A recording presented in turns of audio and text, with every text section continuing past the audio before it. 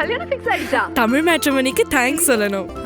26 வருஷத்துக்கு முன்னாடி இதே தமிழ் மேட்ரிமோனி மூலமா தான் இவ அம்மாக்கும் கல்யாணம் பண்ணேன். கல்யாணம்னாலே தமிழ் மேட்ரிமோனி தான். டெல்லிக்கு அழைக்கப்படும் தேசிய ஜனநாயக கட்சியின் தலைவர்கள் பின்னணி என்ன என்ற தலைப்பில் பேசுவதற்காக நம்மோடு மூத்த பத்திரிகையாளர்கள் திரு சிவப்பிரியன், வணக்கம் சார். திரு பிரபாகரன் தமிழரசு, வணக்கம். திரு லட்சுமி சுப்பிரமணியன், வணக்கம். இணைந்திருக்கிறார்கள், இவர்களோடு பேசலாம். நேற்று இங்கே தேசிய ஜனநாயக கூட்டணிக்கு தமிழக தலைவராக இருக்கும் திரு எடப்பாடி பழனிசாமி நேற்று அமித்ஷாவை போய் சந்திக்கிறாரு. பேசி இன்னைக்கு காலையில் செய்தியாளர்களை சந்திக்கிறார். அதை தொடர்ந்து நிறைய தகவல்கள் வருது.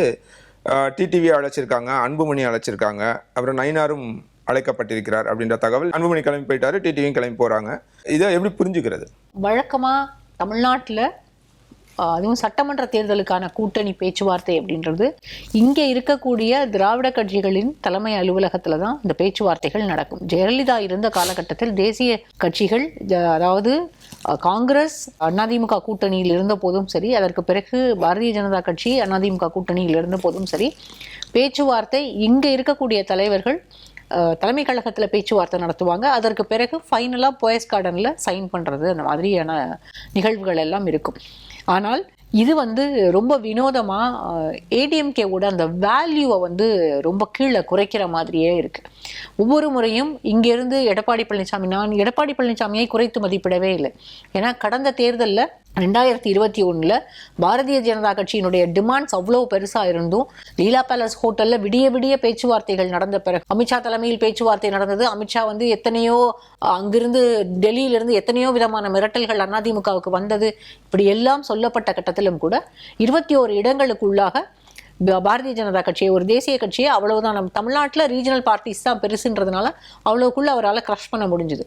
அதற்கு பிறகு இந்த 5 ஆண்டுகள் எம்எல்ஏக்கள், அவருக்கு நிறைய எம்எல்ஏக்கள் அவருக்கு எதிராக இருந்தாலுமே கூட இந்த 5 ஆண்டுகள் கட்சியை தன்வசமே வைத்திருக்கிறார். அந்த விதத்தில் அவர் எப்படியும் குறைச்சு மதிப்பிடவே முடியாது. இப்போ கூட தேர்தல் அப்படின்ற போது எலக்ட்ரல் அலையன்ஸ் அரித்மெட்டிக் ரொம்ப முக்கியன்றதுனால சில நெளிவு சொலிவுகளுக்கு ஒத்து வந்தார். அதில் ஒன்று டிடிவி தினகரனை கூட்டணிக்குள்ள இணைத்துக்கிறதுக்கு அவர் கொடுத்த ஒப்புதல். இது எல்லாத்தையும் இந்த அடிப்படையில் பார்த்தோம் அப்படின்னா எடப்பாடி பழனிசாமியை நம்ம குறைத்து மதிப்பிட முடியாது. ஆனால் பாரதிய ஜனதா கட்சி என்ன செய்கிறதுனா அதிமுகவினுடைய அந்த மாண்பையும் அதிமுகவுடைய அந்த வேல்யூவும் திரும்ப திரும்ப அவங்க அடிச்சுக்கிட்டே இருக்காங்க. ஏதாவது ஒரு விதத்தில் அதை குறைச்சு கொண்டு வரணும் அப்படின்றது தான். ஆரம்பத்திலிருந்தே இந்த பேச்சுவார்த்தைகள் எல்லாமே ஒவ்வொரு முறையும் ஒவ்வொரு கட்டத்தில் நடக்கும்போதும் இதே மாதிரியான நிகழ்வுகளை நம்ம பார்த்துருக்கோம். இதுவரைக்கும் தேசிய ஜனநாயக கூட்டணி ஆட்சின்னு தான் சொல்றாங்களே தவிர அதிமுக தலைமையில் ஆட்சி அப்படின்னு பிரதமர் 3 முறை வந்துட்டு போயிட்டார். 3 முறையும் ஏடிஎம்கே தான் ரூல் பண்ண போறாங்க அப்படின்னு சொல்லவே இல்லை.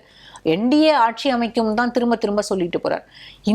இந்த டாட்ஸையும் கனெக்ட் பண்ணி பார்த்தோம்னா அதிமுகவை சிரமப்படுத்திக்கிட்டே இருக்காங்கன்றதை தான் புரிஞ்சுக்க முடியுது. டெல்லியில போய் ஏன் கூட்டணி பேச்சுவார்த்தை நடத்துறதுல என்ன தவறுன்னு கேட்குறீங்க. இது தமிழ்நாட்டினுடைய வழக்கமே கிடையாது. ஒரு தேசிய கட்சிக்கு தேசிய கட்சியினுடைய அழைப்பை ஏற்று கூப்பிடுற நேரத்துக்கெல்லாம் போய்கிட்டே இருக்கும்போது தமிழ்நாட்டில் அந்த மக்கள் இங்கே நம்ம எதிர்பார்க்கறது என்னன்னா, நமக்கு ஒரு செல்ஃப் ரெஸ்பெக்டும் ஒரு ப்ரைடும் இங்கே இருக்கு. தமிழ்நாட்டு மக்கள் வாக்களிக்கும் போது அதையும் அந்த அம்சத்தையும் மனசுல வச்சுதான் வாக்களிக்கிறாங்க. அந்த அடிப்படையில் பார்த்தோம் அப்படின்னா நீங்க திரும்ப திரும்ப அதிமுகவுக்கான வேல்யூவை இங்க பிஜேபி குறைச்சிக்கிட்டே இருக்கும்போது பர்செப்ஷன்ல ஏடிஎம்கே பெருசா அடி வாங்குது. அது ஓட்டிங் பேட்டர்ன்ல இல்லை, அதை மக்களோட ஓட்டிங் ஸ்டைல்ல கூட அது அந்த பெரிய ஒரு இம்பாக்டை கிரியேட் பண்ணும்.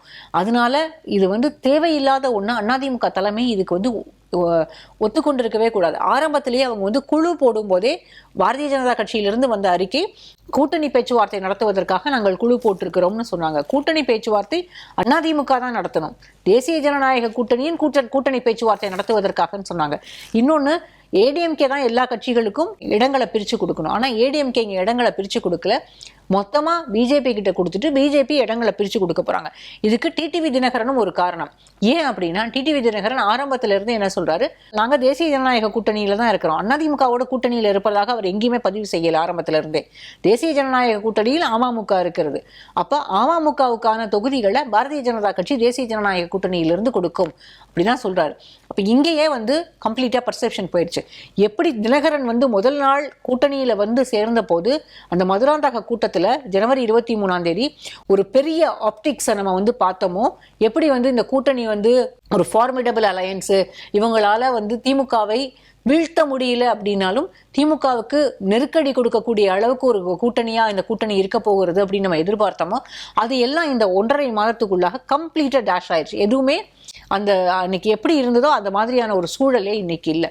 எடப்பாடி பழனிசாமிக்கு என்ன இருந்தாலும் இங்கே அவருக்கு எதிர்க்கட்சி வரிசையில ஜெயலலிதா இல்லாத போது கூட எதிர்க்கட்சியில் அமரும் போது அதிமுகவுக்கு பெரிய நம்பர்ஸ் கொண்டு வந்தவர் எடப்பாடி பழனிசாமி. அப்ப அவருக்கு அந்த ரெஸ்பெக்டை வந்து கொடுத்தே ஆகணும்.